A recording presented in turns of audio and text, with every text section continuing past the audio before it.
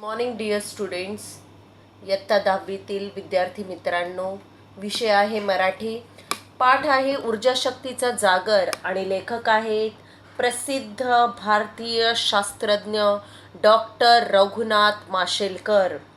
आणि हे भारतीय शास्त्रज्ञ असे आहेत की ज्यांची ख्याती ही आंतरराष्ट्रीय ख्याती आहे, ज्यांनी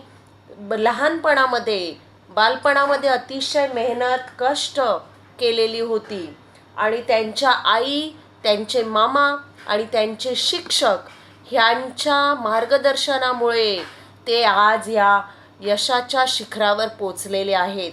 तर मुलांनो, आपण ज्या व्यक्ती बघतो ज्या खूप सक्सेसफुल आहेत, त्या व्यक्ती सहजासहजी पोचलेल्या नाहीत किंवा एका दिवसामध्ये तिथे पोचलेल्या नाहीत.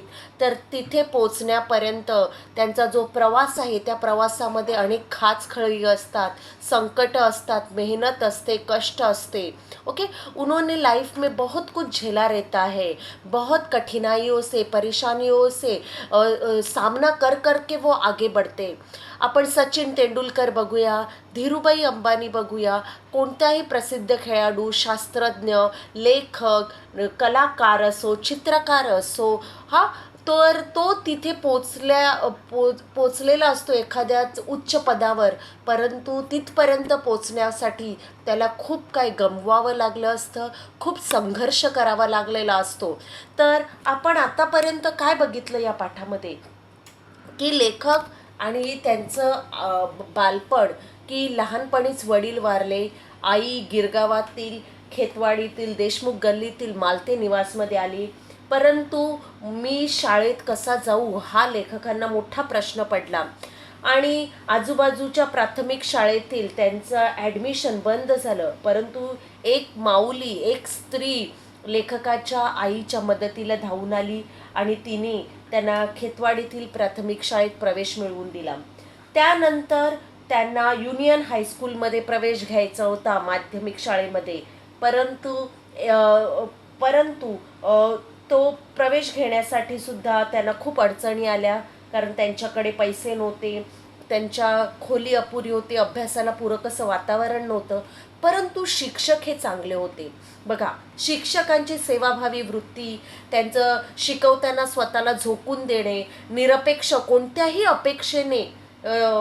अपेक्षा न ठेवणे, या भावनेने त्यांनी केलेलं मार्गदर्शन, उनका गाइडेंस, इसकी वजह से राइटर का जीवन चेंज हो गया, उनकी लाइफ चेंज हो गई. और हर एक सैटरडे को उनके स्कूल में जो टेस्ट रहती थी, तो उस टेस्ट के लिए उनके पास 3 पैसे भी नहीं रहते थे, और वो पैसे देते देते उसकी माँ के आंखों में आंसू आते थे. कि आज भी ऐसा सब मैं सोचता हूँ या मुझे याद आता है तो माझ्या अंगावर काटे उभे राहतात की माझ्या आईने एवढे कष्ट केले. एकदा तर तिला समजलं की काँग्रेस भवनजवळ, काँग्रेस हाऊसजवळ रोजगार मिळत आहे, काम मिळत आहे. वो वहाँ पे जाके लाइन में खड़ी हो गई. लेकिन जब उसका नंबर आया तब उसे पता चला कि यहाँ पे काम जो तीसरी से ज़्यादा जो पढ़े लिखे हैं उन्हीं को मिलता है. उस इंसिडेंट ने मेरे माँ को बदल दिया. उसने वही सोचा, कि वही वचन लिया कि मैं अपने बेटे को पढ़ लिख के कुछ ऐसा बड़ा इंसान बनाऊंगी, क्योंकि पढ़ाई के अलावा इस दुनिया में मान सन्मान नहीं है. ओके, तर मुलांनो, आपण कालपर्यंत इथपर्यंत पोचले होते. आज आपण पुढे जाणार आहोत. आज आपण पूर्ण लेसन पूर्ण करणार आहोत. तर आपण बघूया पुढे काय झालं. देखो आगे, देखो क्या हो गया. तिनं म्हणजे कोणी? आईने, लेखकांच्या आईने. तिने प्रत्यक्षात केलंही तसं. देखो, उसने खाली शपथ नहीं ली, उसने उस शपथ को पूरा करने के लिए अपने जितना हो सके उतना उसने किया. उनकी माँ ने, तिने प्रत्यक्षात केलंही तसंच. माझ्यासाठी तिने घेतलेले कष्ट मी कोणत्या शब्दातून सांगू, मैं कौन से शब्द से या किन वर्ड्स में मेरे माँ ने जो मेहनत की मेरे पीछे, में कष्ट उठाए, वो व्यक्त करूँ या कह दूँ. कोरे मीन्स ब्लैंक, कुछ भी लिखा नहीं है ऐसे पेपर. पाठ कोरे, अभी पाठ कोरे मतलब क्या कि एक साइड पे लिखा है और दूसरी साइड ब्लैंक है. ओके, कोरे मतलब पूरा ब्लैंक पेपर. पाठ कोरे मतलब one side is written and other side is blank.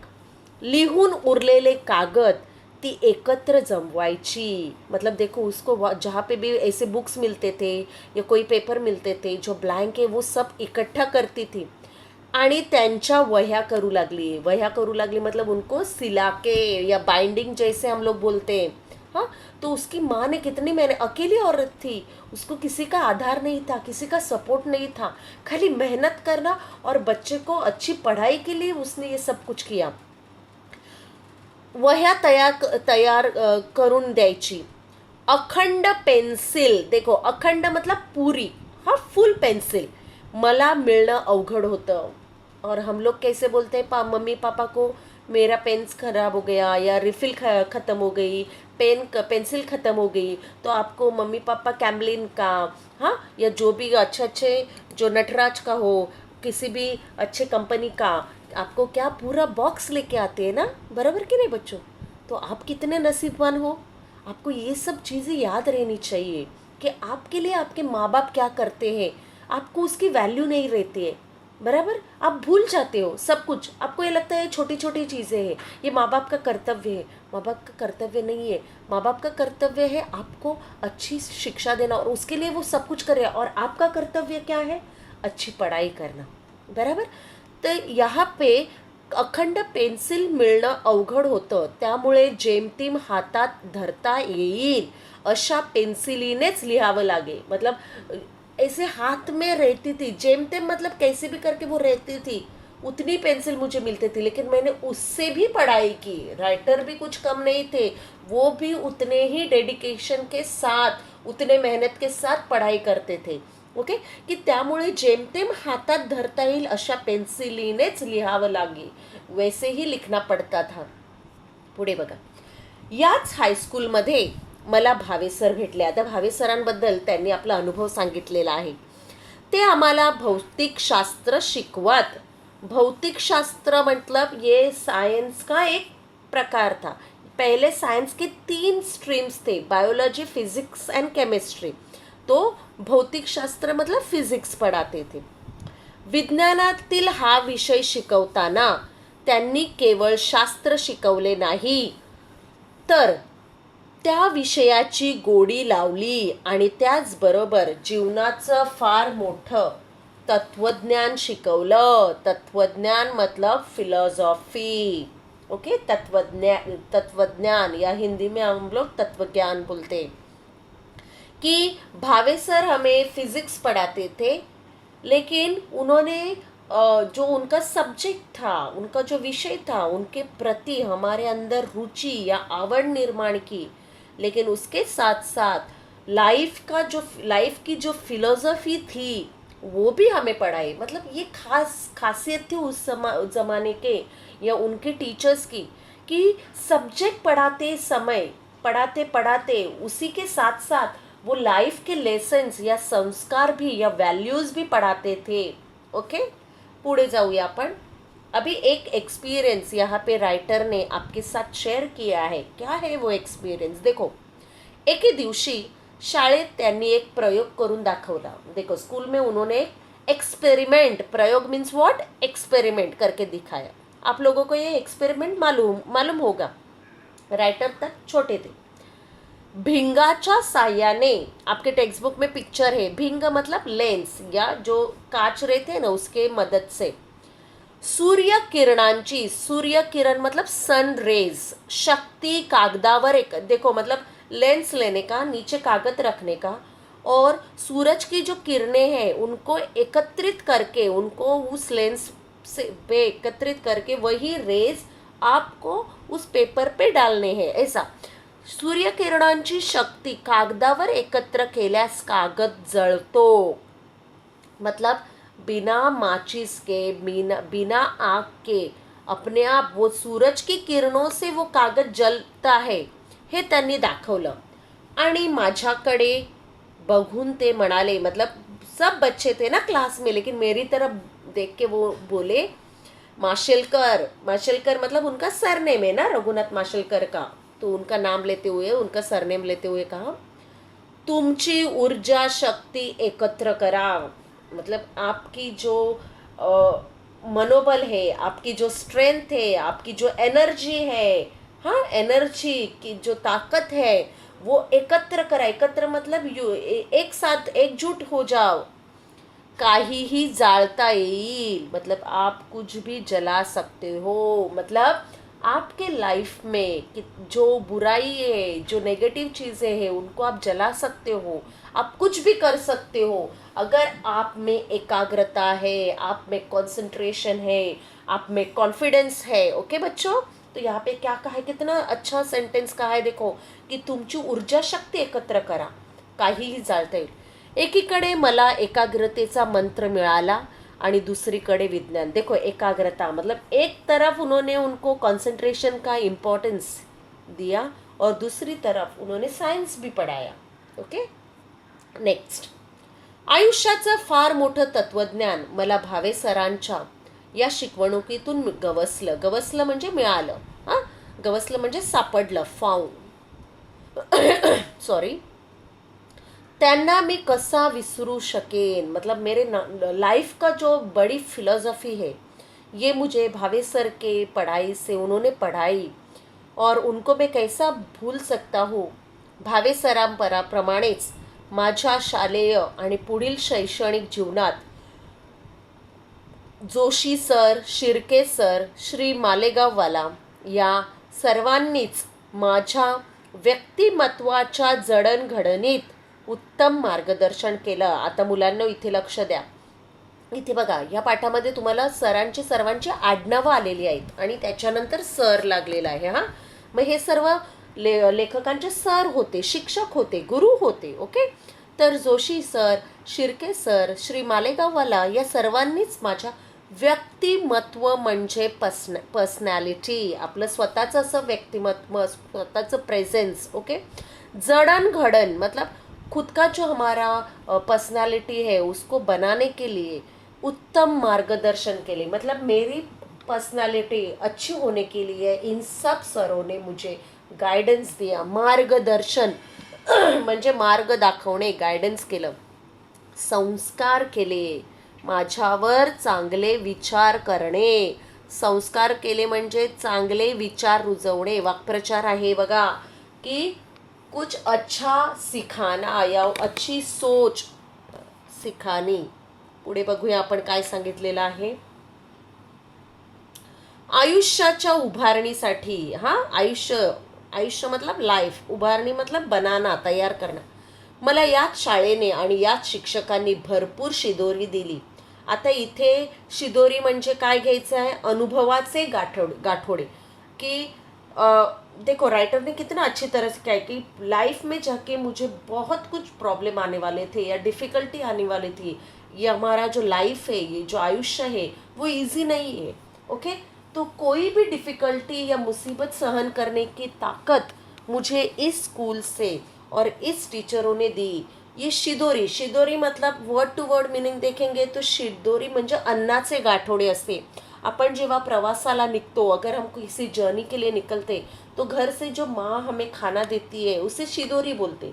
वो रास्ते में जाके हमें क्या होती है, यूज़फुल होती है। बराबर, रास्ते में जब हमें भूख लगती है, प्यास लगती है, हम लोग वो खाते। वैसे ही यहाँ पे शिदोरी मतलब एक्सपीरियंस का जो गाठोड़े था, वो बॉक्स था या बंडल था। ओके, तो ये एक्सपीरियंस मुझे पूरे लाइफ यूज़ होने वाले थे। संघर्षासाठी आत्मविश्वास मिळवून दिला।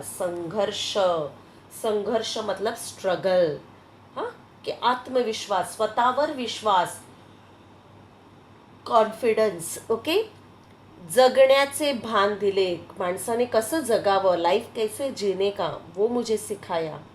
आजही फिरून ते शाळेचे दिवस आठवतात एकीकडे। हाँ, मतलब आज अगर मैं घूम के या कभी कभी बीच में अगर मेरे स्कूल के वो दिन मुझे आज भी याद आते हैं।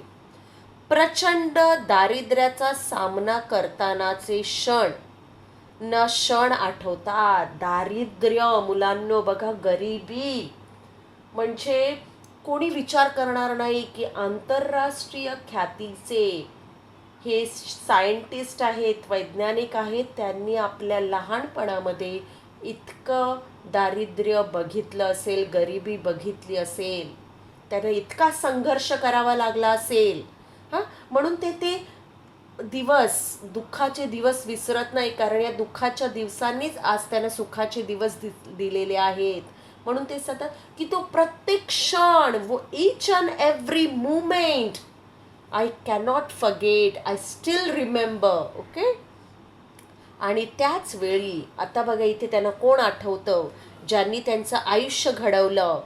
त्याच वेळी माझी आई, उनकी माँ, माझे शिक्षक, मेरे टीचर्स आणि माझी शाळा, हे माझे संस्कार केंद्र डोळ्यांसमोर उभे राहतात. संस्कार केंद्र म्हणजे संस्कार मतलब वैल्यूज़ का सेंटर अगर मेरे लाइफ में कोई है तो ये 3 चीज़ें हैं. माझी आई, माझे शिक्षक आणि माझी शाळा. संस्कार म्हणजे त्यांनी मला घडवलं, मला बनवलं, माझ्यावर चांगले विचार त्यांनी लादले. ओके. डोळ्यांसमोर उभे राहते. मी पुन्हा मनोमनी शाळेत जाऊ लागतो. मी मनातल्या मनात पुन्हा कुठे जातो? शाळेत जातो.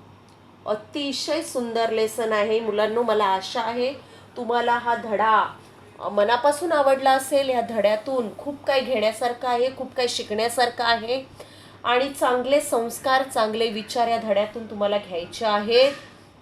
आणि तुमच्याही आयुष्यात आपल्याला सुद्धा माहीत नाही की तुमच्यामध्ये सुद्धा असे माशेलकर दडलेले असतील, लपलेले असतील.